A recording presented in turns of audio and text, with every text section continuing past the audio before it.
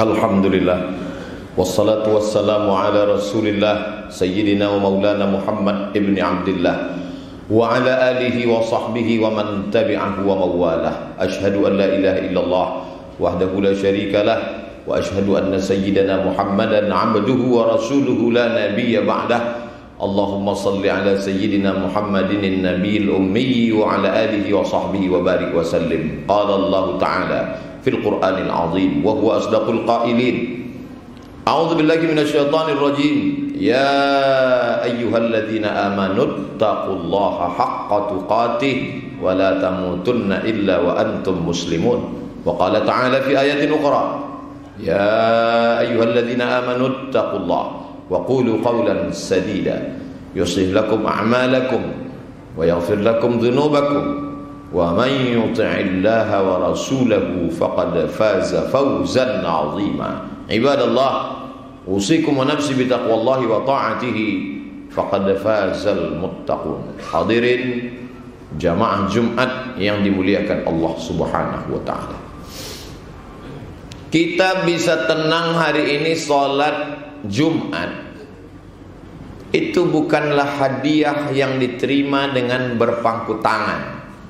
Ada orang-orang yang mewakafkan tanah strategis di pinggir jalan. Setelah tanah wakaf dapat untuk pembangunan masjid, ada orang yang menyisihkan belanjanya, makan siangnya, duit sekolah anaknya, duit liburnya dia tahan demi untuk membeli 1, 2, 3 sak semen.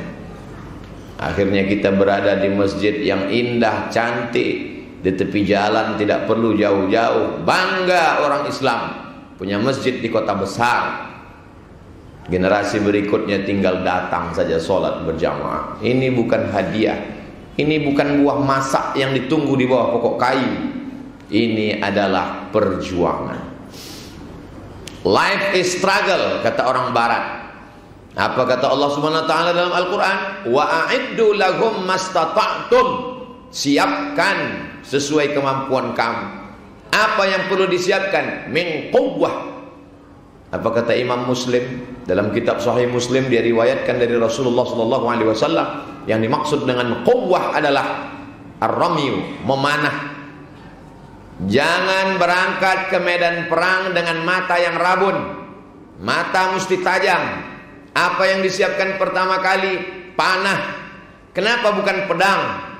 Karena panah bisa menembus ruang, tempat, waktu, memanah musuh dari jauh.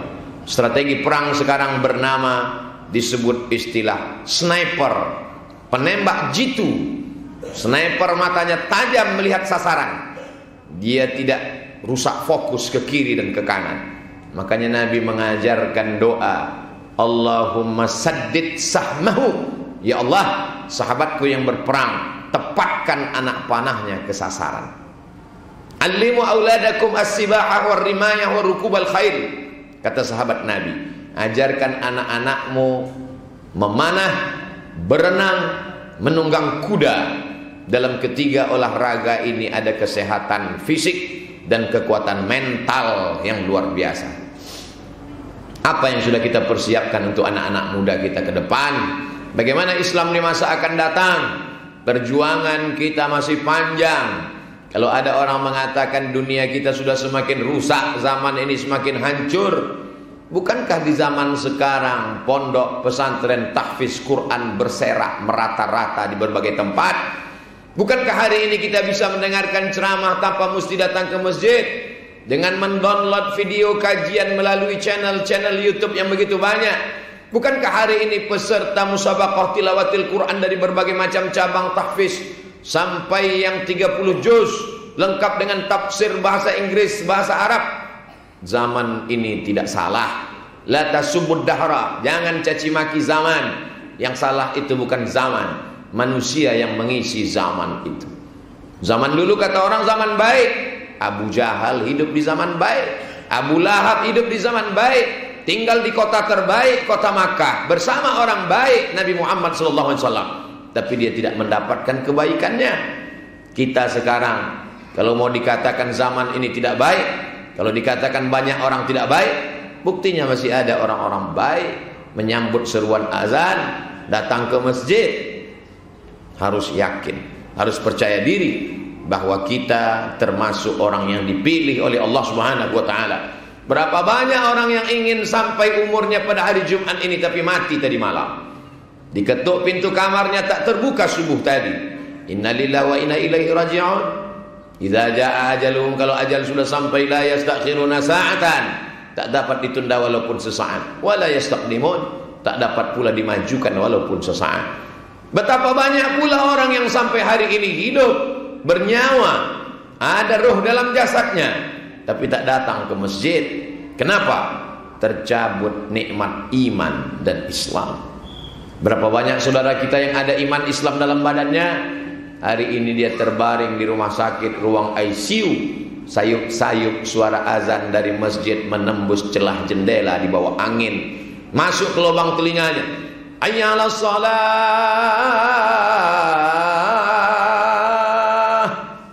Meleleh air matanya.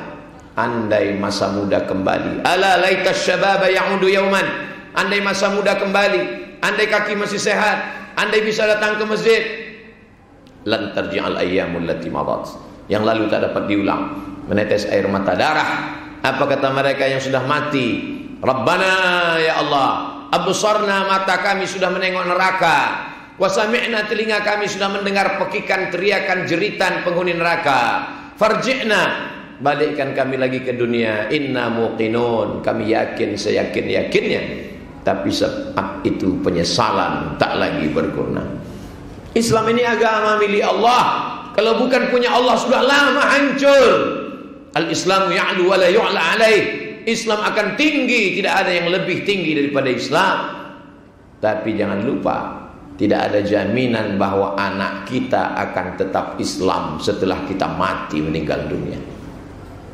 Jangan bangga dengan masjid yang tegak berdiri, hebat, kokoh. Bukankah Islam pernah berkuasa 700 tahun di Andalusia? Bukankah di sana kerajaan-kerajaan Islam, sultan-sultan, raja di raja, ulama-ulama? Imam Al-Qurtubi dari Cordova. Di mana Cordova? Spanyol, Andalusia. Imam Abul Abbas Al-Mursi, Mursi dari Mursia. Di mana Mursia? Di Spanyol. Hari ini masjid hanya tinggal museum. Hari ini masjid hanya tinggal cagar budaya. Pengawal-pengawal tegak, tertulis tulisan besar, forbidden for praying. Tidak boleh sholat karena ini bukan masjid. Apa maknanya? Jangan bangga dengan kekuasaan, jangan bangga dengan massa, jangan bangga dengan anak muda, jangan bangga dengan bangunan. Karena hari berganti, musim berubah. Yang kita wariskan yang paling kekal abadi adalah pendidikan. Yang sudah ada masjid jangan cukup bangga dengan masjid. Di samping masjid buatkan tahfiz Al-Quran, TK Quran. Imam kita sudah hafal Quran, jangan bangga dengan penghafal Quran bisa mati meninggal. Wariskan hafalan Qurannya. Imam memimpin sholat subuh, zuhur, asar, maghrib, isya, tapi ada waktu dari jam 8 pagi sampai jam 12 siang. Buka TK Quran. Anak-anak tamat TK hafal juz 30 amma yatasaalun sampai An-Nas. Nanti setelah besar SD Quran hafal 3 juz, SMP Quran hafal 5 juz, SMA Quran hafal 5 juz. Nanti kalau dia tamat masuk universitas, ambil fakultas ilmu sosial politik, dia akan jadi pegawai, dia akan jadi kepala dinas, kepala badan, kepala kantor, bupati, wali kota. Dia akan menjadi wali kota, gubernur yang memikirkan masjid karena dia dibesarkan di masjid. Berapa banyak sekolah hebat tidak punya masjid, kampus besar masjidnya tidak ada. Akhirnya mereka cerdas, IP-nya 4, cepat selesai kuliah, tapi tidak pernah memikirkan masjid karena dia dididik di tempat yang jauh dari masjid. Universitas tertua di dunia, Al-Azhar Asy-Syarif Kairo. Dari mana dia berasal? Masjid Al-Azhar. Ada yang lebih tua lagi dari Al-Azhar, Universitas Zaituna di Tunisia. Dari mana dia berasal? Masjid Zaituna. Ada yang lebih tua lagi daripada Zaituna, Universitas Qarawiyyin di Maroko. Dari mana dia berasal? Masjid Qarawiyyin. Minal jami' ilal jami'ah. Dari universitas, berawal dari masjid menjadi universitas. Jangan cukup bangga dengan sholat Jumat, karena memang sholat Jumat wajib bagi laki-laki yang tidak musafir, yang sehat walafiat, yang muqim. Jangan bangga dengan pengajian tablik akbar penuh tanah lapang stadion, karena memang tablik akbar sekali-sekali. Bagaimana dengan pendidikan anak kita? Kalau sudah masjid itu ada sekolahnya, insya Allah dia akan ramai. Kenapa zuhurnya ramai? Karena anak-anak ikut sholat zuhur. Kenapa asar tetap ramai? Karena anak-anak boarding school, berangkat jam 8 pagi, masuk kelas, pulang jam 4 sore. Otomatis 2 sholat tidak akan tinggal. Zuhur, asar. Maghribnya dia akan sholat ke masjid. Karena orang tuanya dibebankan oleh guru. Yang sebenarnya beban orang tua diringankan oleh guru. Itu yang tepat. Ini guru terlalu banyak tugas. Kenapa anak saya mesti diatur sholatnya? Hai bapak dan ibu orang tua, kullukum ra'in, setiap kan pemimpin, wa kullukum mas'ulun ar ra'iyati. Setiap pemimpin akan disoal, ditanya di hadapan Allah. Di antara yang ditanya adalah anakmu sudahkah kau didik? Karena kau tak sanggup mendidik anakmu, maka kau serahkan ke sekolah Islam. Kalau ada masjid membuka sekolah, imam berguna multifungsi, tidak hanya sekedar memimpin sholat.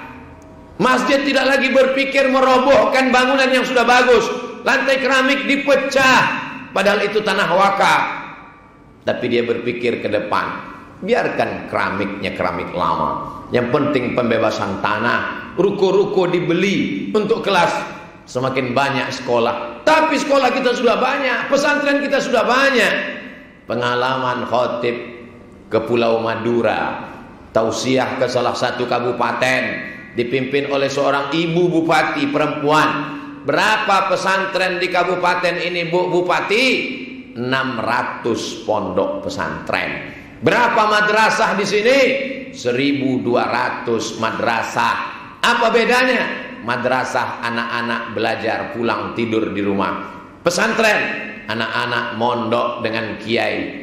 Nanti setelah tamat dia jadi apapun, dia tidak jadikan itu sebagai tujuan. Dia jadikan itu sebagai wasilah, jalan, cara untuk menolong agama Allah Subhanahu wa taala. Nasibnya baik, untung. Lalu kemudian dia menjadi bupati, wali kota, gubernur, menteri, presiden, duta besar. Dia akan menolong agama Allah. Sekian persen APBD, APBN akan dia pakai untuk sekolah tahfiz Quran, pondok pesantren. Dia tidak ceramah, dia tidak khutbah, tidak perlu suaranya menggelegar, tapi action amalnya dinikmati orang banyak. Inilah menolong agama Allah. Kalau dia tidak punya bakat nasib pada kekuasaan, ternyata hartanya banyak, dia tidak heboh dengan liburan ke luar negeri, dia tidak sibuk ikut outfit dari mulai sepatu mahal, baju dari kulit buaya, tapi dia akan pakai hartanya.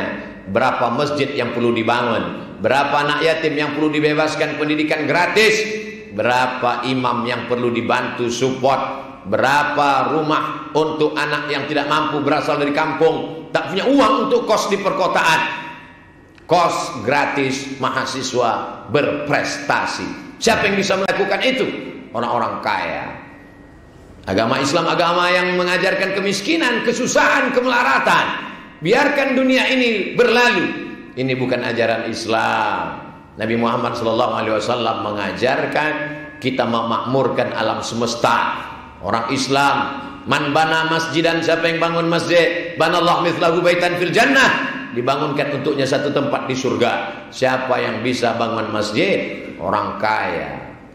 Ana wa kafilul yatim, aku dan orang yang menyantuni anak yatim, kahataini fil jannah, seperti ini dalam surga. Wa asyara bi isbi'ihi, dia tunjukkan dua jarinya, telunjuk dan jari tengah. Wa farraja bainahuma, dia jarangkan. Begitulah dekatnya dengan Nabi jarak antara orang yang menyantuni anak yatim. Siapa yang bisa menyekolahkan anak yatim? Orang kaya. Begitulah hebatnya orang kaya.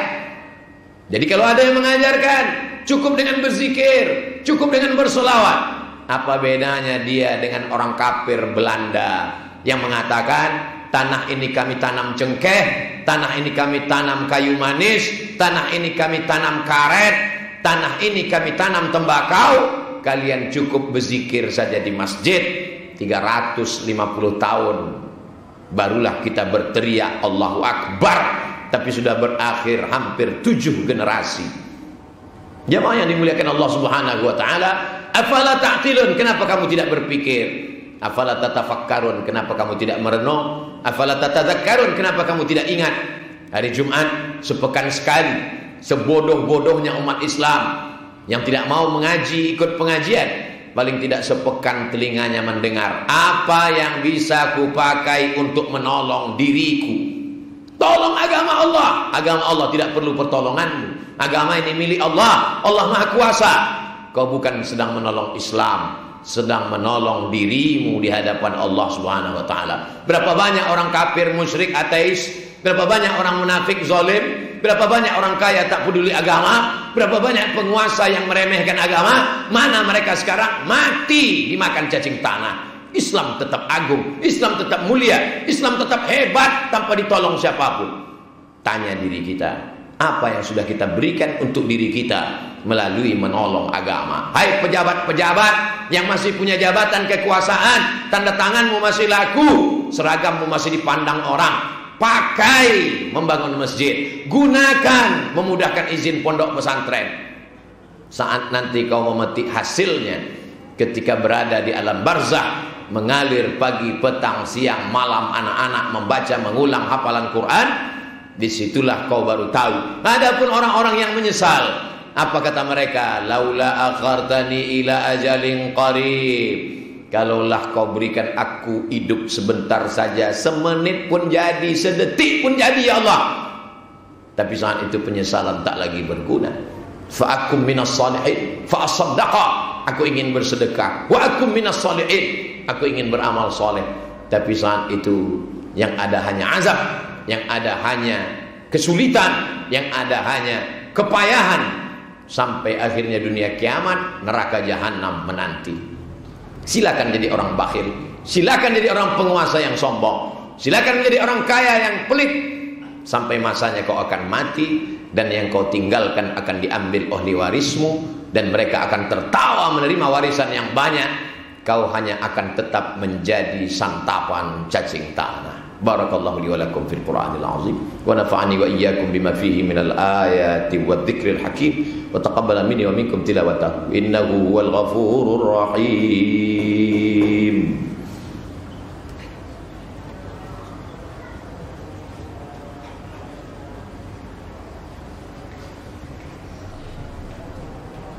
Alhamdulillahilladzi bi ni'matihi tatimmus shalihat. Wassalatu wassalamu ala sayyidis sadat wa ala alihi wa ashabihi ahlil fadaili wal karamat.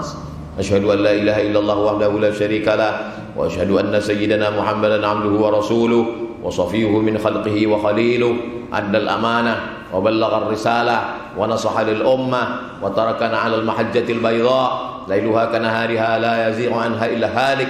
Allahumma salli ala sayyidina Muhammadin an-nabiyil ummi wa ala alihi wa sahbihi wa barik wa sallim. Qala Allah ta'ala fil Qur'anil 'azim wa huwa asdaqul qailin. A'udzu billahi minasy syaithanir rajim.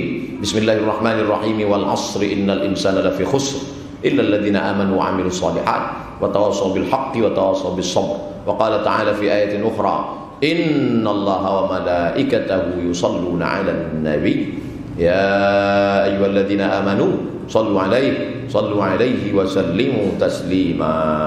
Allahumma ighfir lil muslimina wal muslimat wal mu'minina wal mu'minat al ahya'i minhum wal amwat bi rahmatika ya arhamar rahimin. Allahumma ansuril islam wal muslimin wa khudhil kafarata wal musyrikin wa dammir a'da'aka a'da'ad din. Allahumma shattit shamlahum wa farriq jam'ahum waj'al kaidahum fi nuhurihim.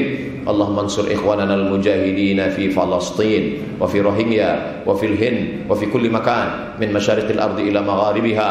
Allahumma ij'al hadha Indonesia baldatan thayyibah. Allahumma arzuqna rizqan halalan thayyiban mubarakan fi. Allahumma dafa'anna al-laa wal waba' wal fahsya' wal riba wal zina was suyuf al mukhtalifata wasyada'id wal mihan ma dhahara minha wa ma batan min baladina hadha khassah wa min buldanil muslimin 'ammah. Ibadallah, usikum wa nafsi bi taqwallahi wa ta'atihi faqad fazal muttaqun. Innallaha ya'muru bil 'adli wal ihsan wa ita'i dzil qurba wa yanha 'anil fahsya'i wal munkari wal baghi ya'idzukum la'allakum tadhakkarun. Fadhkurullahal 'azima yadhkurkum was'aluhu min fadlihi yu'tikum wa ladhikrullahi akbar wallahu ya'lamu ma tasna'un. Aqimis shalah. Allahu akbar.